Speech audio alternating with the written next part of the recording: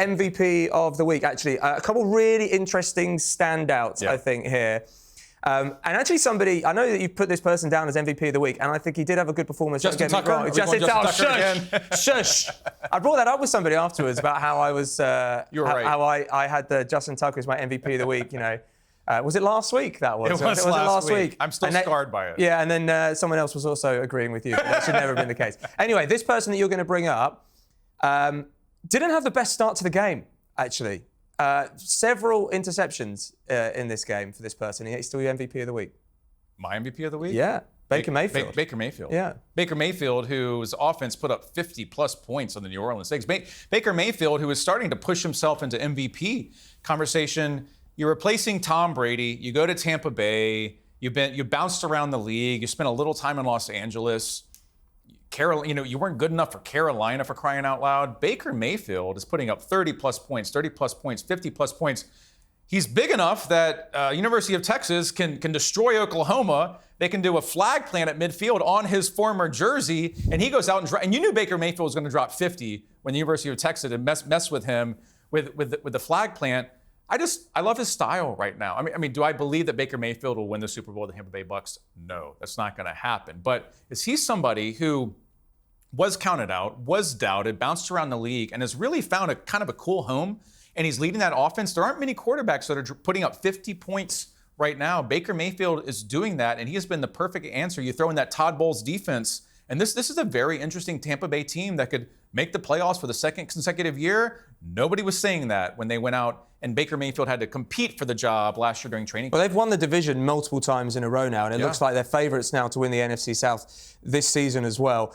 No one's really talking about them as well, and I quite like that for the Bucs. It's kind of the opposite of what we were just sort of talking about with the New York Jets and Aaron Rodgers, to be honest with you, because this is a team that have been performing. They've got these pieces, especially on offense. They've had the same wide receivers there for years. The Super Bowl winning wide receivers. They've been good for a long time. Baker Mayfield seems to have fit them like a glove, despite being a very different quarterback to Tom Brady a couple years ago. I mean, he made comments himself, Baker Mayfield, that, people weren't necessarily having a lot of fun when Tom Brady was there. Tom Brady did not appreciate those comments. Do you see there being a ceiling for this team, the Tampa Bay Buccaneers, Baker Mayfield?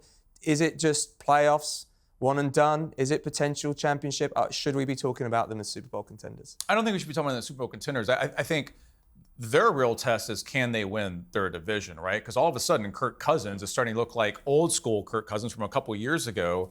That's a tough battle right there. Atlanta, for all of their preseason training camp issues, they had talent. Even when they made that coaching change, went to Raheem Morris, they had talent on that roster. You had offensive talent, defensive talent. They had spent money in free agency. You put Kirk Cousins in there. We're not even talking about Michael Penix Jr. playing right now. So the battle for first place, that is a very, very interesting division in the NFC South. The Saints, your Saints, have completely fallen off. So you have the Falcons with Kirk Cousins, Tampa Bay with Baker Mayfield. I don't see in any way Tampa Bay as a true Super Bowl contender right now. They are in my top 10 at talkSPORT.com.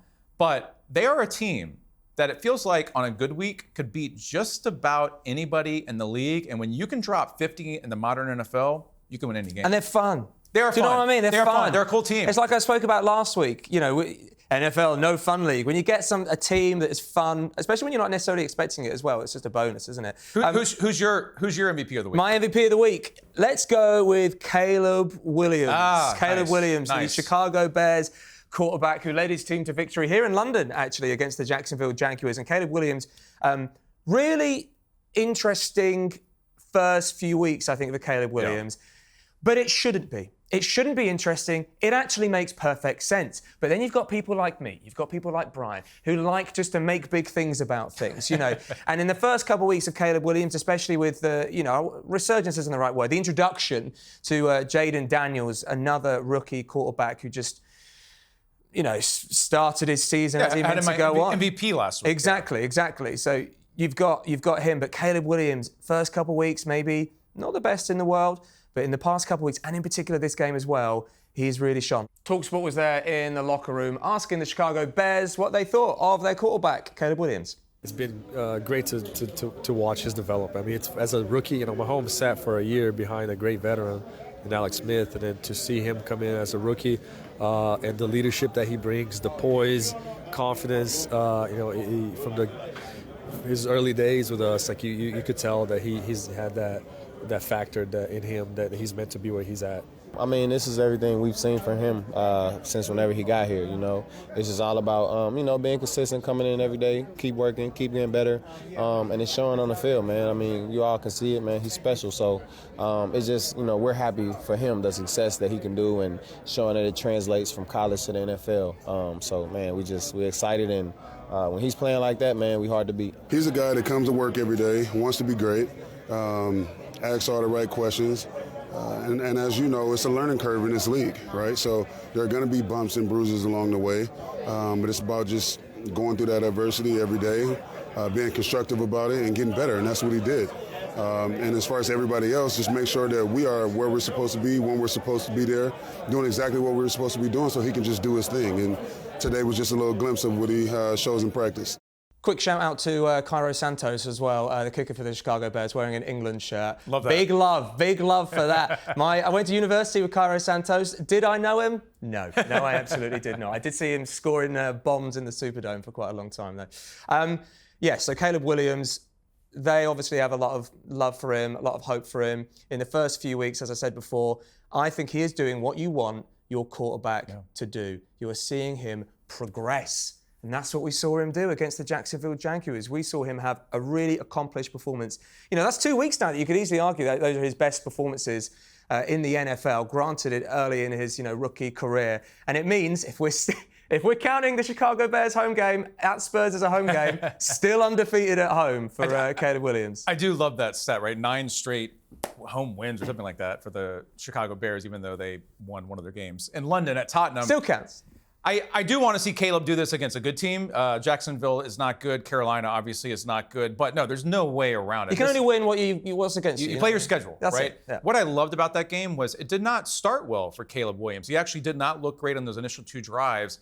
And then it wasn't his arm that got them going. It was his legs, right? Because he was a bit of a dual threat quarterback at USC. That's one of the reasons that he won the Heisman. He's great in the open field. He's not Lamar Jackson, but he has dual threat capabilities.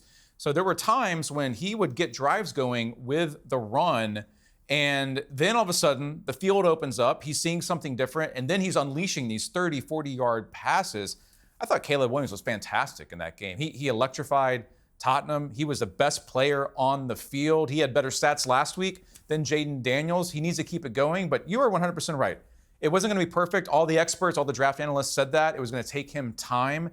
You've seen Chicago with a little use of the wristband, which we had fun with at talkSPORT.com. But you've seen Chicago maybe narrow down the playbook a little and just kind of allow him to do what he does well.